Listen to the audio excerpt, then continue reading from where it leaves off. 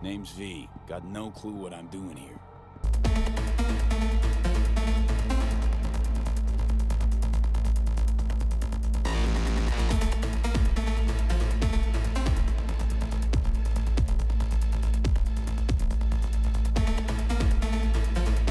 I think we really hit it off. Sure. Bet he's got candy in that van.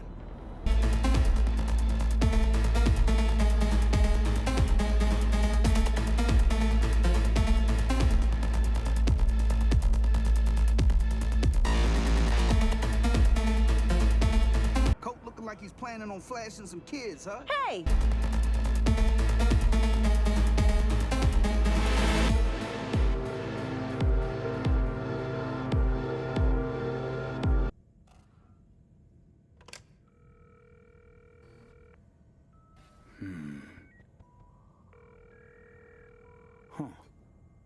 If you haven't already, please watch the video review linked below on Cyberpunk 2077 first. In Phantom Liberty, the player again assumes the role of V, the protagonist from the original game. While trying to remove the relic from his head and carve out a little something something for himself, he receives a message from a mysterious netrunner calling herself Songbird. Songbird offers to help V remove the relic, but he'll need to help her out first. She is currently aboard the presidential plane along with said president, who will be landing in Night City very shortly. Unfortunately, unforeseeables happen, and V must now dive right in if he wants her to help in removing the relic. Phantom Liberty is a DLC for the original Cyberpunk 2077, meaning that it just adds in more content. Now, the biggest problem that me and most players have with DLC is that DLCs are normally low-grade material that just didn't make the final game, or content that should have been part of the game anyway. However, I'm happy to say that Phantom Liberty is none of that. This is a legitimate and beefy addition to the base game. The version 2.0 update added in a ton of new features, new items, new item systems, revamped the perks and stats system, plus much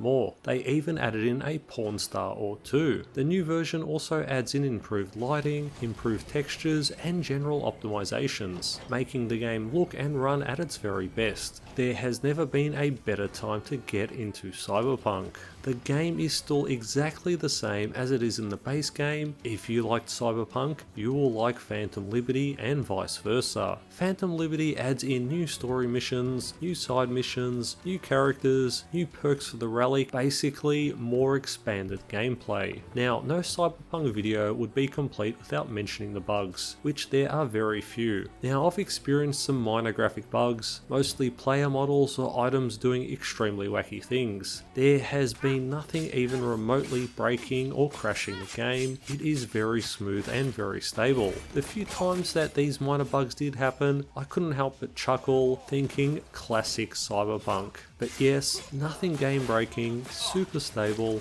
no issues. Besides all of the cool improvements and updates, there is just one main negative that they haven't or will never fix, and that's the AI. Going to say it, the AI is bad. It's not total trash, but it is bad. The AI is definitely below where it should and needs to be. CD Projekt Red have also implemented a new GTA style wanted level / police response system, which allows you to verse tougher police, including max tac. However, the AI is really bad. All of the AI has a tendency to act extremely robotic. Sometimes they see you, sometimes they don't. Sometimes they're mindless droids, sometimes they resemble a slightly intelligent being. But overall, the AI is just bad and does make the gameplay suffer just that little bit. As someone who enjoys a fast-paced melee build, it gets annoying when the AI knows exactly where you are when they shouldn't, ruining any surprise or speed advantage that you should have. Plus, when the AI decides to walk in a completely unhuman and random way, it just makes it that much more difficult to get in close for a kill. However, when the AI does act in a remotely intelligent manner, a Mantis Blade style is extremely rewarding, fast and fun. Would strongly recommend avoiding a melee build built for this very reason and suggest any sort of ranged weapon playstyle just to have an overall better gameplay experience. Now the other negative is the main Phantom Liberty storyline, with little Street Choom V now surprisingly chilling with the president and somewhat becoming a government agent. Moving up in the world, eh? We'll admit that it's a bit goofy and out there, however it's best not to think about it too hard and focus on the other aspects of the DLC, as although it is somewhat cringy, the game is self-aware and lets you know how ridiculous it is. Somewhat. Phantom Liberty also adds in a new celebrity personality besides a porn star, with the addition of Idris Elba, who plays the role of a main NPC. Although he is a somewhat talented actor and gives a great performance, he is English and no Keanu Reeves. He's a little uptight, he's a little dry, he's a little out of his league in a video game, but still a nice addition to the game. And yes, Keanu Reeves is exactly the same as in Cyberpunk 2077. Johnny Silverhand is literally just a virtual Keanu Reeves. Lastly, I'm not going to lie, the first 30 minutes of the new content is complete cancer. My initial reaction was, what have you done? You have destroyed a classic, but rest assured, once you make it past that first 30 minutes of cringe agony, this stops at the Ghost in the Shell section. The game quickly returns to that classic cyberpunk flavour and the magic begins to flow again. But do not turn away at the beginning. What were they thinking? But they do redeem themselves after that first 30 minutes. Also, for some unknown reason, the game wants you to romance other guys. Just let me romance the porn star or the president, not the guys. This gameplay aspect could use some balancing. Overall, this is a must buy if you enjoyed Cyberpunk 2077, as it offers enough new and interesting gameplay to justify its price tag. You can of course wait for a sale, but if you're into the entire 2.0 update fever, you should definitely pick this one up, as it's more of what you love and doesn't disappoint.